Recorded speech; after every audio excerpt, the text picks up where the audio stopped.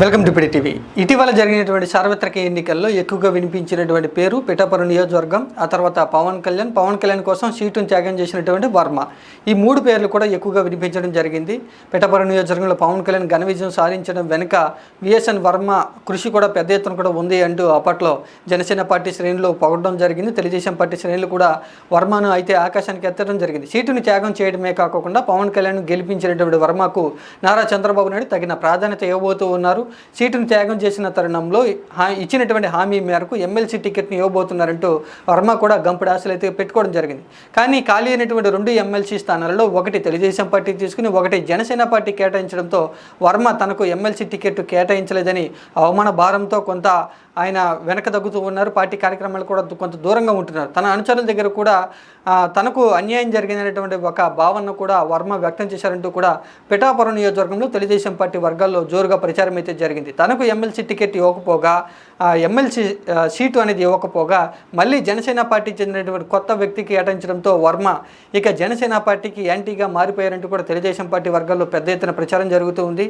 ఇక జనసేన పార్టీ వర్గాలకు చెందినటువంటి వారే కానివ్వండి, జనసేన పార్టీ నాయకులు కార్యకర్తలు వర్మకు చెందినటువంటి వర్గాన్ని చిన్నచూపు చూస్తున్నారంటూ పిఠాపురం నియోజకవర్గంలో కూడా గత కొన్ని రోజుల నుంచి కూడా వార్తలు అయితే వినిపిస్తున్నాయి.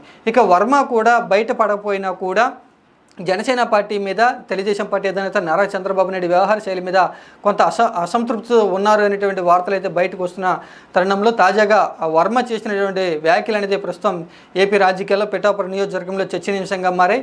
నేను ఇక్కడ లోకల్ నా ప్రాధాన్యతను ఎవరు తగ్గించలేరు అంటూ కూడా వర్మ అయితే కొన్ని కామెంట్స్ అయితే చేయడం జరిగింది. ఈ కామెంట్స్ ఎవరిని ఉద్దేశించారు చేశారా అంటూ కూడా అందరూ ఆలోచన చేస్తున్నారు. ముందుగా ఈ కామెంట్స్ అనేది జనసేన పార్టీని ఉద్దేశించే ఈ విధంగా వర్మ మాట్లాడారు. తన మనసులో ఉన్నటువంటి మాటను బయటపడుతూ కూడా జనసేన పార్టీ వర్గాలు పిఠాపురం నియోజకవర్గంలో వర్మను పక్కన పెడుతూ ఉన్నారు కాబట్టి వారికి తగిలే విధంగానే నేను లోకల్ అనేటువంటి ఒక విషయాన్ని వర్మ గుర్తు చేస్తున్నారంటూ కూడా ప్రస్తుతం చర్చ నడుస్తూ ఉంది.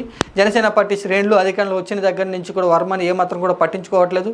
సీటును త్యాగం చేసినటువంటి వర్మను కూడా ఏమాత్రం అధికారంలో భాగస్వామ్యం కల్పించుకోకుండా నియోజకవర్గ రాజకీయ విషయాల్లో, పరిపాలన విషయంలో వర్మకు తగిన ప్రాధాన్యత ఇవ్వకుండా దూరం పెడుతూ ఉన్నారు కాబట్టి ఇక వర్మ జనసేన పార్టీ శ్రేణులతో తాడుపేడ తేల్చుకునేందుకే రెడీ అయిపోయారు అనేటువంటి విషయం అయితే ప్రస్తుతం పిఠాపురం నియోజకవర్గంలో చర్చ జరుగుతూ ఉంది. ఇక తెలుగుదేశం పార్టీ అధినేత నారా చంద్రబాబు నాయుడు కూడా ఎమ్మెల్సీ టికెట్ ఇస్తారని ఇవ్వకపోవడంతో ఇక వర్మ కూడా నారా చంద్రబాబు నాయుడుతో ఇక తేల్చుకుందామనేటువంటి ఒక ఉద్దేశానికి వచ్చినట్లుగా తెలుస్తూ ఉంది. ఇక నామినేట్ పోస్టులో ఏదైనా పోస్ట్ ఇస్తారా లేదా అనేటువంటి విషయం గురించి వర్మ ఆలోచన చేసి ఇక పోస్ట్ దక్కపోతే కనుక చంద్రబాబు నాయుడుకి వ్యతిరేకంగా మారే అవకాశం ఉంది అంటూ కూడా ప్రస్తుతం చర్చ అయితే నడుస్తుంది.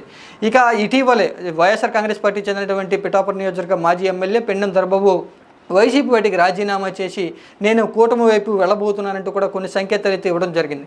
అయితే పెండెం దొరబాబు వైసీపీ పార్టీకి రాజీనామా చేయడం వెనుక జనసేన పార్టీ ముఖ్య నాయకులే చక్రం తిప్పుతూ ఉన్నారు. ఆయన వైసీపీ పార్టీని విడిచి జనసేన పార్టీలో చేరాలంటూ ఆఫర్లు ఇస్తున్నారంటూ కూడా పిఠాపురం నియోజకవర్గంలో వర్మ అనుచరులు అయితే అనుమానం అయితే వ్యక్తం చేస్తూ ఉన్నారు.